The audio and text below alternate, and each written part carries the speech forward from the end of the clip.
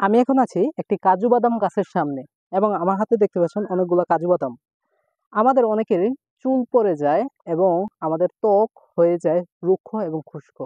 এই চুল পড়া এবং ত্বকের এই সমস্যার ক্ষেত্রে কাজু বাদাম হতে পারে একটি প্রাকৃতিক সমাধান।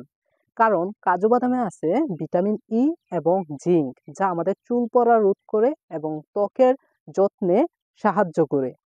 আমরা যদি প্রতিদিন ভেজানো কাজু বাদাম ৪ থেকে ৫ টা খাই, তাহলে আমাদের চুলের গোড়া মজবুত হবে এবং আমাদের ত্বকের গ্লো বৃদ্ধি পাবে। এছাড়াও আপনারা কাজু বাদাম দিয়ে একটি ফেস প্যাক তৈরি করতে পারেন। কিছু ভেজানো কাজু বাদাম, সামান্য পরিমাণে দুধ এবং ১ চা চামচ মধু দিয়ে আপনারা ফেস প্যাক তৈরি করুন। তারপর ১৫ মিনিট ধরে আপনার মুখে লাগিয়ে রাখুন।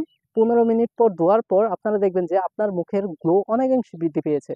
এছাড়াও আপনারা সপ্তাহে ১ থেকে ২ বার কাজু বাদামের তেল মাথায় মাসাজ করতে পারেন।